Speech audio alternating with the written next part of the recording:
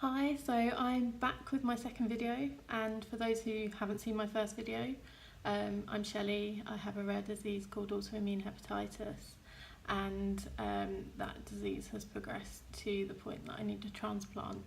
So if you haven't seen my first video, you can go watch my first video and find out a little bit of the background, why I'm doing these videos, what I hope to get out of it, and yeah, just a little bit more information.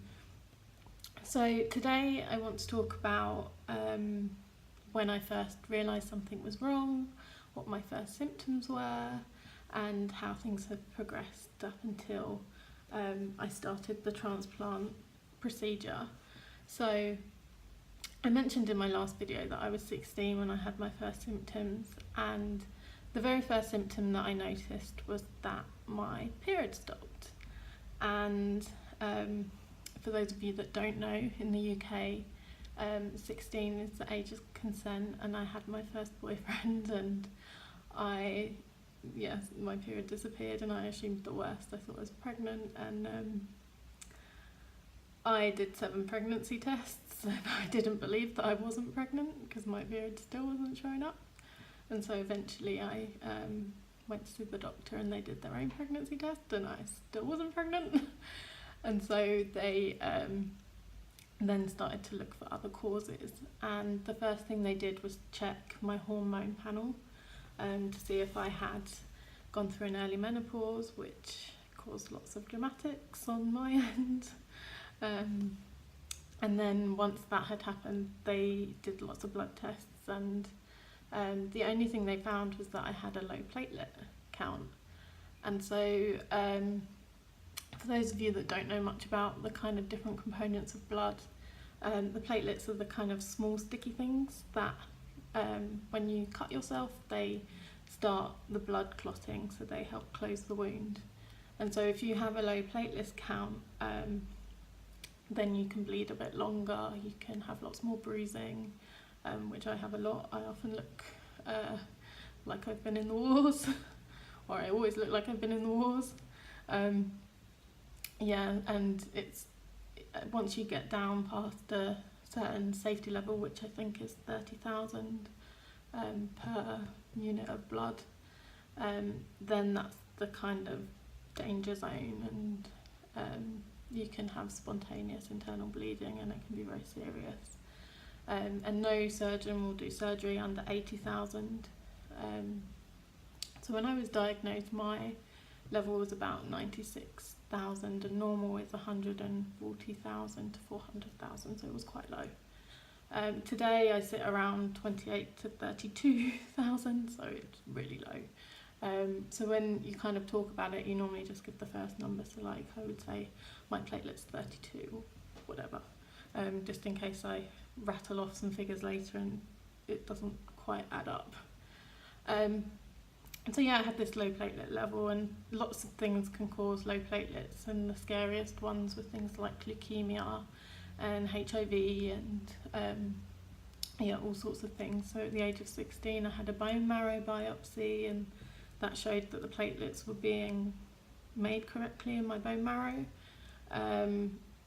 They didn't find any evidence of leukemia, which was great. Had a few scares. They saw on an ultrasound a clot in my liver, and this could be something called Budd-Chiari syndrome, which if it's not caught, it can kill you within a year, which I had lots more dramatics after I heard that. Yeah, I'm quite a dramatic person, which my friends will tell you. Yeah, so they didn't find anything basically, apart from they found that my liver enzymes were elevated. So you have 3 enzymes which they normally look at, which is AST, ALT and GGT, and together these show how much damage is in the liver. So once the liver gets damaged, it kind of releases these components as it's damaged. And so if you have these kind of circulating in your blood, then they know that you have liver damage going on. I don't think I'm explaining this very well. I should have done a bit more preparation. But yeah, so I had elevated liver enzymes, and then like I said in my last video, I was misdiagnosed, and I don't want to repeat myself. So if you want to know a little bit more about me being misdiagnosed, go to the last video. And yeah, so I was diagnosed with the wrong thing and kind of left for the next 10 years, which is how I got here. But I want to talk a little bit more about the actual symptoms that I noticed, just in case you have similar symptoms. But this, if you have these symptoms, it by no means you have what I have. It is a rare disease, keep that in mind. And these symptoms are quite broad and they can be caused by a lot of other things, so don't go to Google doctor because you're going to have cancer. So yeah, my first symptom, I'm rambling again, I'm so sorry. First symptom was period stopped for 2 months, it finally came back.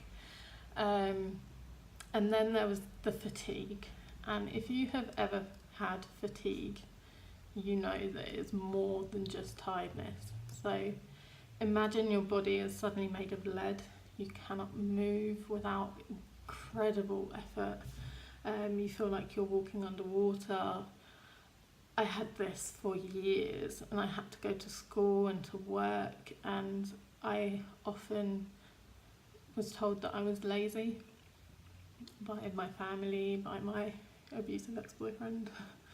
And I really internalised that, and even today I have some real problems with the stopping.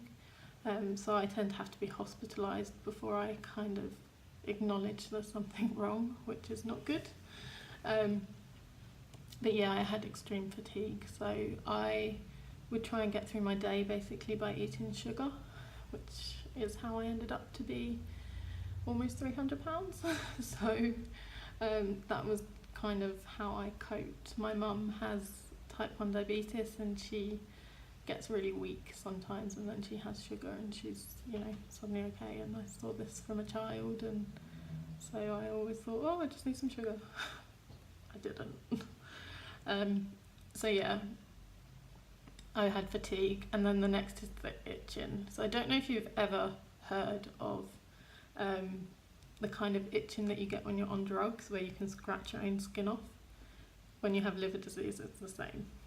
It is not fun. And the problem is there is no source to the itch. It's basically caused by the toxins in your blood. And so you can itch and itch and itch and itch, and you can't find the source of it, or it's inside your skin and you're just constantly itching. Yeah, I had that. It was horrible. I still have that sometimes. I remember my fingers got really itchy in my stomach, and you just cannot scratch that itch, and it is the most frustrating thing ever. And so those were the kind of first symptoms I noticed, was like the fatigue, the period, the itching. And then the kind of symptoms I have now, I still have the same, but I also had a lot of gastrointestinal bleeding, so it could have been something to do with my low platelet count, but I also had a complication, or have a complication, called, what's it called? I'll describe it and it'll come back to me. So the blood pressure in my liver is hyportal tension. It's called hyportal tension. The blood pressure in my liver is high, so actually I have low blood sugar, low blood pressure. Did I say blood sugar? Blood pressure. You can see that this video is going well, and I watched back my last one. I'm going off on a tangent here, but I think it's important. In my last video, I really noticed that I stop a lot in my sentences and I'm breathless, and this is because I have anemia, and there's also something called, and I'm going to pronounce this wrong, hepatic encephalitis. And now that I've had the tips done, which I'll explain a bit more later, my liver can't remove toxins from the body, and then they go into the brain, and so I end up confused. Last night I had a bit of an episode. My boyfriend told me he was going to go do some exercising, and half an hour later I was texting him. I was like, where are you? Like, where have you gone? And he was like, I told you I'm going exercising. And I was like, oh yeah. And he was like, okay, I think you need to take some of your syrup, which is the only way I can remove toxins. So now I've gone off that on tangent, I will go back. So I had this high portal tension. So when your liver is damaged, it starts to form scar tissue, and this is what they call fibrosis when it's the beginnings of the scar tissue. And then when it's like a lot of scar tissue, it's cirrhosis, and I have this. And that can cause constriction of the main blood vessels that go through the liver. And so when your body sends the blood through the liver to be cleaned, it can't get through because it's so constrictive, so it forms these weak varicose veins through the liver, the intestines, the esophagus, and then they can bleed really easily. I've just noticed I've been rambling for 11 minutes. I hope somebody watches this. If you did, well done. Yeah, so you have a lot of bleeds. So I had a lot of bleeds, and the way that you find this out is that you have black, sticky poo, basically. And I convinced myself that I had a gluten intolerance because I had been told by the hospital in the UK that it was all down to what I was eating. I was too fat, and I had these problems because of what I was eating. So I convinced myself that I had a gluten intolerance, and it was only when I had a huge bleed and I ended up vomiting a lot of blood, which I mentioned in my last video, that I finally came out of denial and realised that there was something wrong. So yeah, you can have small GI bleeds. I had them about every 3 months in the first kind of year of diagnosis, and I had a major one this year which made them shunt the blood away from the liver in order to save my life. And that's why I have the good thing about this TIPS procedure is that you no longer have the blood going through the liver, so you're protected from the bleeding, but then your liver can't clean your blood, and you get these toxins and this confusion and what I have. So yeah, those are the main symptoms. So fatigue, itching, GI bleeding, nosebleeds. I get a lot of nosebleeds, and then anemia from all the bleeding, and then the period disappearing. So recently I've been getting my period every 2 weeks, which is hell. But your liver can no longer take hormones out of the blood, the damaged hormones, so they're unregulated. So you can have your period stop, they can be irregular, or in my case I get them all the time. I'm literally should become a shareholder in sanitary products.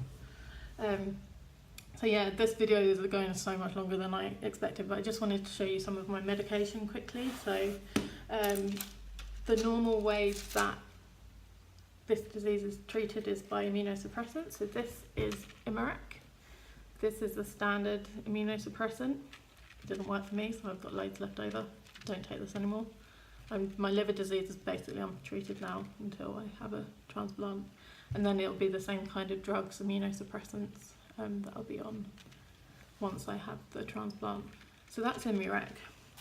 When that didn't work, I tried cyclosporin, or Sandamune as it's called, and this was horrific. I'm not going to go into details because I don't want the Novartis to contact me following up, which drug companies do. So I did not have fun on this drug. And then that is coupled with prednisone. This drug is the devil. It is given to everybody. If you have cancer, you're given this. If you have a short-term inflammation, you're given this. It is a corticosteroid, and it is very, very good at taking down inflammation, but it has a horrific effect on your blood sugar, and it has so many other symptoms, like you gain weight, you stay awake all night, it's horrible. I don't have to take this anymore either, but because of this, I am one of the only people in the world that can lose 85 pounds and then get diabetes, thanks to this guy. So the Imarec and the prednisone are your standard AIH treatments.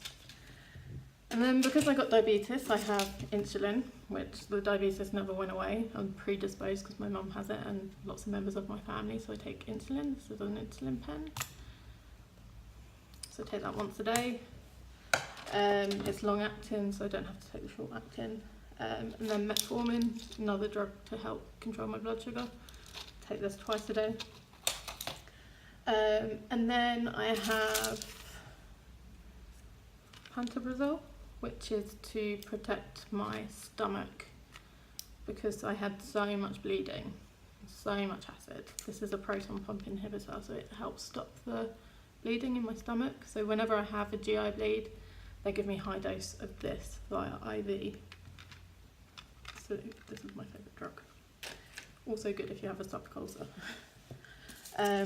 And then I have 2 diuretics. So this is aldactone, it's quite weak. I take this daily to stop me filling with fluid. And this is Torum, which is very strong. And this is when I've filled up with fluid. I've taken some today. For the first couple of hours, it makes you go to the loo every 10 minutes. Not great, but works well. I lose a lot of weight on this, which is nice. It's only fluid though. And the last one is a sleeping pill, which when you have liver disease, there's a symptom called somnolescence. So your body wants to sleep in the day and then you're wide awake at night. So I have extreme insomnia, so I take this. And it's quite a nice drug. It gives you very vivid dreams, but you don't get addicted to it, or you have much less chance of getting addicted to it than like Ambien or something. So my doctor prescribes me this. I take it only when I can't sleep because it can have a detrimental effect on your liver as well. And the only thing I forgot, I can't see a bottle of it, was the syrup I take. It's called lactulose. It's actually a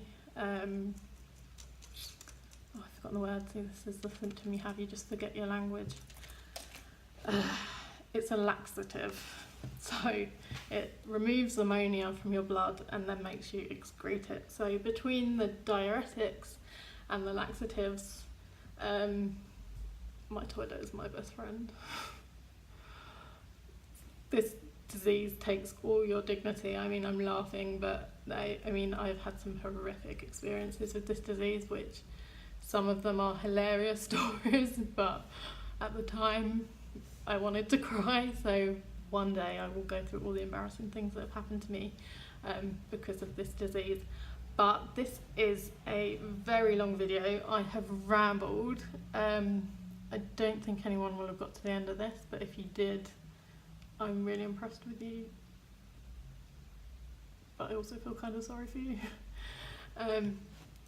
Yeah, so I'm going to end here, and hopefully the next video won't be as long. I said that last time, it just got longer. And next time I'm going to talk about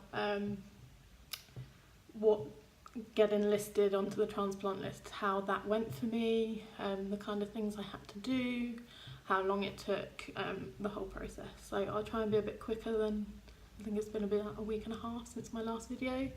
But yeah, that will be my next video. So put aside an hour, you'll probably need it. So that's all for today. Have a nice weekend. It's Friday today, or whenever you're watching this, have a nice rest of the day, and see you next time. Bye.